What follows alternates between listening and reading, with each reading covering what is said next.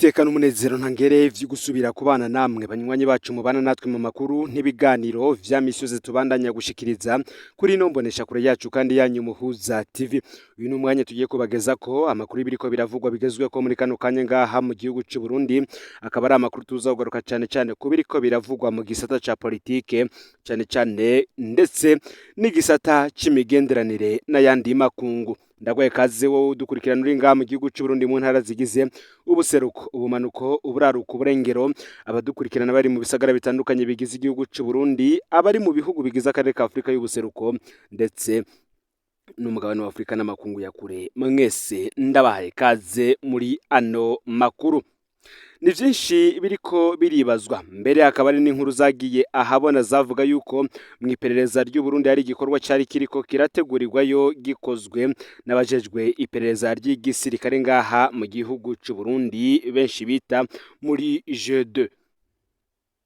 Akaba ari amakuru yavuga yuko iperereza rya gisirikare ryariko rirategura irementanya rikomeye. Aya ni amakuru yashizwe ahabona na Pacifique Ninahazwe, umwe mu bafise ishiramwe riharanira agateka kazina muntu kandi akurikiranwa cane ku mbuga ngurukana bumenyi harimwo nka page ya Facebook ndetse n'ahandi hatandukanye, aho yaratangaje ko bafise amakuru yibangajanye n'irementanya ryateguwe n'ibiro vy'iperereza mu gisirikare c'u Burundi G2. Aha Pacifique Ninahazwe yavugaga ko hari umugwi w'abantu bari bamaze iminsi bafatwa barimwo abanyarwanda n'abanyamurenge bari bimirije kwerekanwa nk'abagwanyi barungiswe gutera Uburundi. Ibigwanisho bari kuba bafise ngo vyari vyarateguwe ko bazokwagirizwa ko bahawe n'u Rwanda nk'uko amasoko yiwe yabimumenyesheje.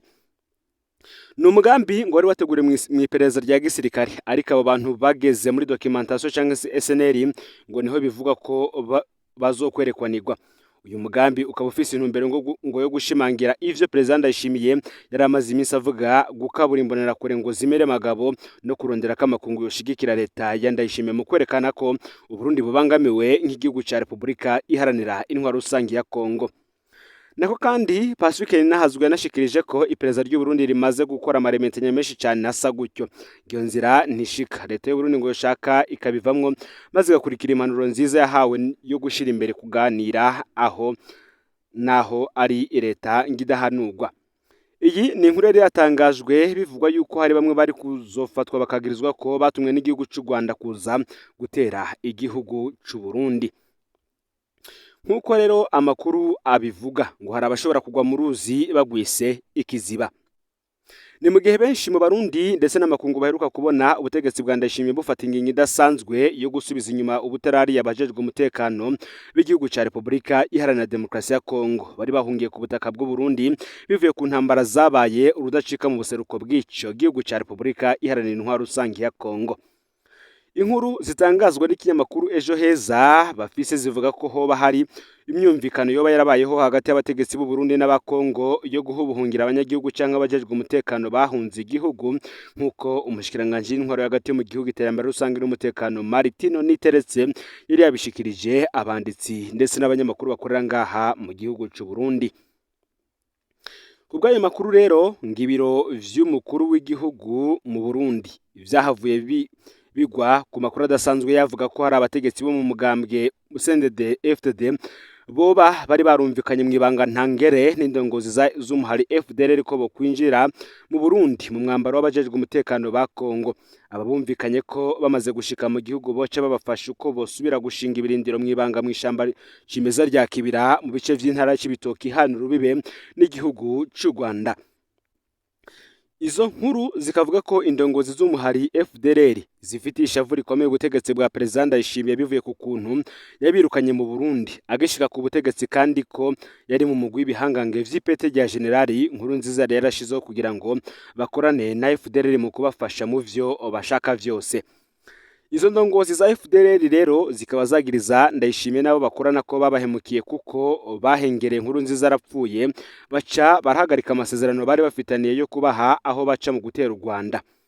Inkuru zikavuga ko kugira ubutegetsi bwa Nkurunziza bwemera ayo masezerano, uwo muhari wategetswe guha umwe wese mu bihangange Nkurunziza yari yashinze gufasha uwo muhari amamiliyoni y'amadolari hamwe n'ibiboho vy'inzahabu n'utubuyenge canke se diama nk'agashiru kabute.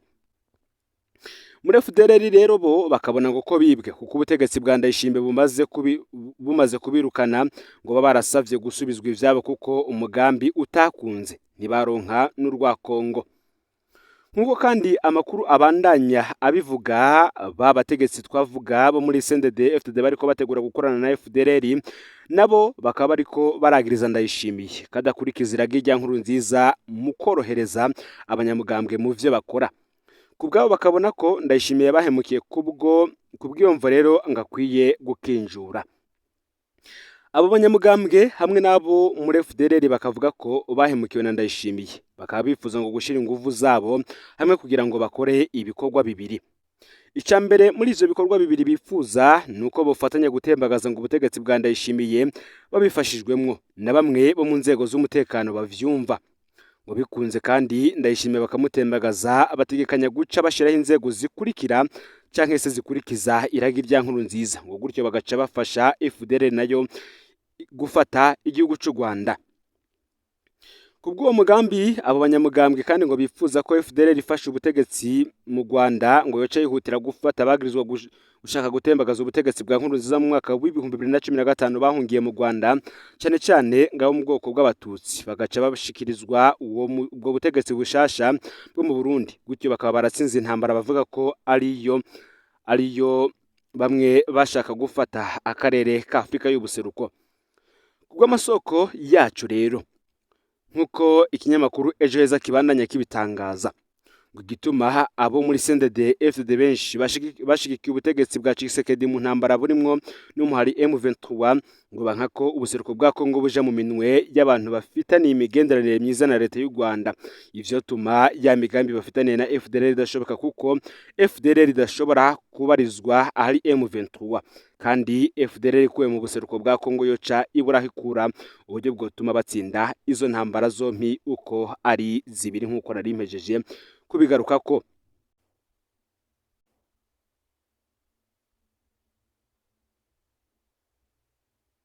Kandi nanone nkuko amakuru abandanya bivuga ngo kuko hari benshi muri CNDD-FDD bifuza ko Ndayishimiye yotera u Rwanda, ni nabifuza ko kaca kaba karyo ka FDLR ko gutera u Rwanda bikaguma vyitwa ko ari intambara y'u Burundi n'igihugu c'u Rwanda. Kubw'amakuru adasanzwe ikinyamakuru Ejo Heza cyaronse akavuga ko mu ndwi iheze ibiro vya President Ndayishimiye vyoba vyararungitse intumwa zidasanzwe mu gisata cy'umutekano zagiye mu gihugu c'u Rwanda kubonana n'abategetsi bawo kugira ngo basigurire ivy'ico kibazo. Inyuma yaho ayo makuru ashikiriye abategetsi b'u Rwanda. Nkuko ayo makuru abivuga, intumwa za Ndayishimiye zari zirongowe na General Ildefonse Habarurema atwara iperereza ry'u Burundi, akaba yaherukaho igihe imbibe z'u Burundi n'u Rwanda zaca zugururwa, hakazamwo General Leonidas Ndaruzaniye yahora ajejwe ibibazo vy'igipolisi mu biro vy'umukuru w'igihugu, akaberuka kugenywa kubabura amatari w'intara ya Ngozi, ndetse na Colonel Jean Dafer Manirakiza ajejwe iperereza mu gisirikare cy'u Burundi G2 n'ababaherekeje. Inkuru zivuga ko bagiye bajanye ubutumwa bwa Ndayishimiye buhumuriza ubutegetsi bw'u Rwanda ko Uburundi budashobora gutera u Rwanda canke ngo bukorane na FDLR. Aya makuru abandanya avuga ko ariyo mpamvu abajejwe umutekano ba Kongo bari bahungiye mu Burundi baciye birukanwa vyihutirwa kugira ngo uwo mugambi wa FDLR uburizwemwo. Inkuru zikavuga ko ayo makuru yamenyekanye mu baserukira ibihugu vyabo n'amashiramwe mpuzamakungu aha mu Burundi, bamwe baca bafata ingingo yuko abakozi babo atari abarundi boba barakinjura ku butaka bwo Burundi. Inyuma yo guhumuriza u Rwanda rero ubutegetsi bwa Ndayishimiye bwaciye butunganya inama n'abaserukira ibihugu vyabo ngaha mu gihugu c'u Burundi kugira ngo babahumurize ko batogira ubwoba batamutsi wibere wacitse. Nubwo bitavugirwa hejuru, uwo mugwi wo muri CNDD-FDD ngo ushaka kwikiza Evariste Ndayishimiye ngo bifuza gukora ibishoboka vyose kugira ngo Ndayishimiye ntazoshikire umwaka wa 2027 akiramutswa u Burundi. Abazi urukino rwa politike y'u Burundi bakavuga ko hariho abashobora kwihenda ku ishusho yo kugwayagwaya k'ubutegetsi bwa Ndayishimiye ngo bakagwa mu ruzi bagwise ikiziba, kuko Ndayishimiye siwe yishize hajya abamushize ngo bafise amaso n'amaboko bigera kure nkuko aya makuru adushikira nayo abandanya abivuga.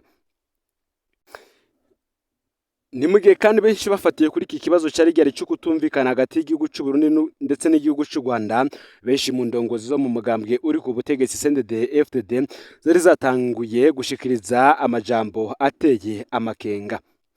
bamwe bari bagize bati umugambwe uri ku butegetsi wowe uriko witegurira intambara, ese kubera iki imbonerakure ziriko zirahabwa ibigwanisho?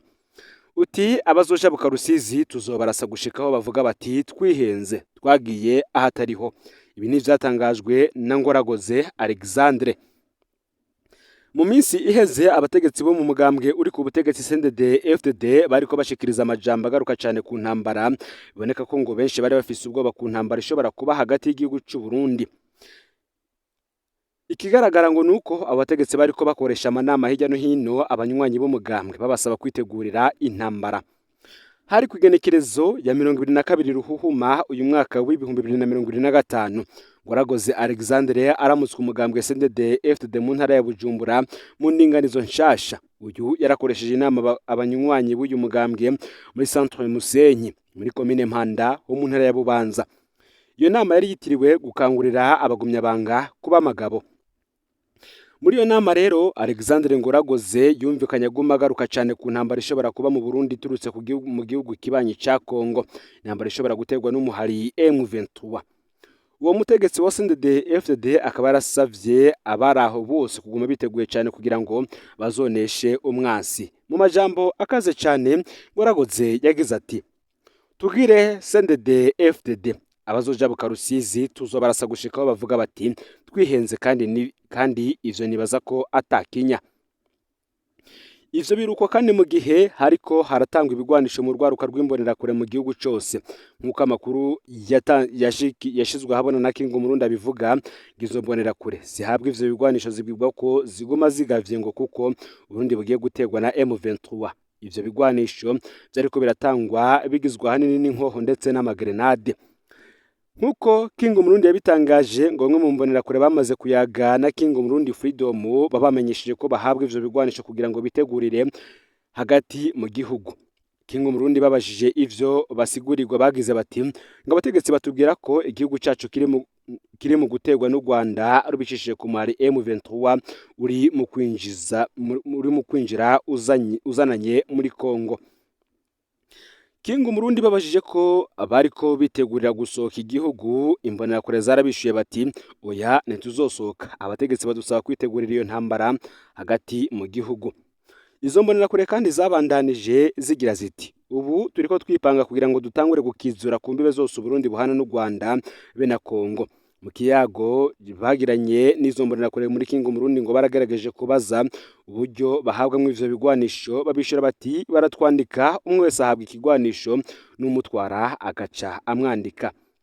Ivyo zaruko kandi mu gihe kugenekerezo ya 23 Ruhuhuma imbonerakure zo muri zone Buringa commune Gihanga ho mu ntara ya Bubanza ziriwe zirahabwa ibikoresho vyo guhamagarana bita Motorola. Muri ako gace kandi hari hamaze imisi haboneka uruja n'uruza rw'imbonerakure n'abapolisi benshi barara barakizura patrouille barongowe na komiseri kominari Gihanga ndetse na komiseri provincial Bubanza. Muri abo bapolisi kandi hagaragaramwo abapolisi batwarirwa mu gipolisi kijejwe kugwanya imigumuko. Ivyo bikaba vyariko birabandanya ngo gutera abanyagihugu ubwoba, bikunyurwa kandi n'amajambo yaretswe gushikirizwa n'umukuru w'igihugu Evariste Ndayishimiye kugenekerezo rya 11 Ruhuhuma uyu mwaka w'2025 ubwo yari mu ntara ya Kirundo muri commune Bugabira, aho yahamagarira abanyagihugu kurikanura kudasinzira umukondorazosi kuko bari mu gutegwa n'igihugu kibanyi cy'u Rwanda nk'uko vyagiye birashikirizwa. Aha rero benshi bariko baribaza nimba abategetsi ba CNDD-FDD bari bafise amakuru yemeza ko buca bategwa canke ko vyoba vyariko biraturuka ku bwoba bafise bitumwe nuko bagiye kwisuka mu ntambara iri hagati y'umuhari M23 ndetse na leta ya Kongo. Igiteye ubwoba kurusha kandi ari naco cari kiraje inshinga benshi akaba ari ivyo bigwanisho vyariko birahabwa urwaruka rw'imbonerakure, ibigwanisho ngo vyashoboraga gukwega akarambaraye bigasubiza Burundi muri kahise, aho benshi bari batanguye gusaba leta y'u Burundi guhagarika ivyo bigwanisho vyariko biratangwa no kuvyaka abari bamaze kubihabwa nk'uko amakuru adushikira abivuga. Mu yandi makuru kandi hari abandi bariko baratabarizwa biturutse ku ntambara iri kubera mu gihugu ca Republika iharanira intwaro rusangi ya Kongo. N'abanyagihugu ni Keve Nishimwe na Manase Nizigimana, aba bakaba basanzwe bavukana ndetse na Robert Ndayisaba asanzwe ari umuvyara wabo babiri ba mbere. Bose uko ari batatu basanzwe bavuka ku mutumba Budaketwa komine Mabanda ho mu ntara ya Makamba. babiri muri bo ni abakandida officier police Letona Kevin Nishimwe na Suretona de Police Albert Ndayisaba nayo Manase Nizigimana we akaba ari umunyagihugu asanzwe umusivile. Reka tugaruke ku ifatwa ryabo rero. Uyu Kevin Nishimwe yafashwe n'abakozi b'iperereza ku igenekerezo ya 13 Ruhuhuma uyu mwaka bamukuye aho yakorera. Albert Ndayisaba we yafashwe ku igenekerezo ya 24 Ruhuhuma nawe nyene yakuye ku kazi mu gihe ku igenekerezo ya kabiri Ntwarante uyu mwaka w'ibihumbi 2025 ariho hacafatwa Manase Nizigimana bamukuye muhire we muri quartier Carama ya zone Kinama ho mu gisagara ca Bujumbura. Muti rero baba ariko baziriki. Amakuru dukesha amasoko yacu yemeza ko abo bose uko ari batatu bagirizwa ubutumwa cyangwa se message baba barayagiye ku muhora wa WhatsApp hagati yabo bujanye n'intambara ziriko zibera mu gihugu kibanye ca Kongo. Ayo masoko yaca akemeza ko vyose bifatiye kwirementanya bo barakorewe kugira ngo bikunde bafatwe kuko telefone yo wafashwe ubwa mbere ari we Kevin Nishimwe atari we yayitangiye ahubwo bamufashiri kuri chargeur baca bayituma uwundi. Ivyo abatabariza abanyagihugu biyamiriza kuko ivyo bidasiba gukorwa n'iperereza ry'u Burundi. Abatabariza abanyagihugu batatu kandi batinyirira umutekano wabo kuko hejuru yo kuborezwa igufa bashobora no kugandagurwa bagasaba umugwi CNUDH Burundi gukurikiranira hafi ubuzima bw'abo banyagihugu kugira ngo ntibagirirwe nabi. Ngabe rero amakuru yaragezwe ko muri kano kanya cyane cyane yari karagaruka ku biriko biravugwa mu gisata ca politike ndetse n'ibindi byinshi bitandukanye bigaruka no ku ntambara iri mu gihugu ca Republika Iharanira Rusange ya Kongo ndetse n'umutekano w'igihugu muri rusangi. Ufyonde subscribe canke sabone niba utari wafyenda ko kugira ngo utojikanwe nadushikiriza usangiza no makuru bagenza aho barose kugira ngo nabo baje baraba mu bambere bashikirwa n'abiriko biravugwa bigazwe ko ngaha mu gihugu cy'u Burundi hanze y'imbibe z'igihugu cy'u Burundi ndetse no makungu ya kure. Ni umuhuza TV rero Imana bahezagire ibikorwa byanyu bya misi yose muriko murakora.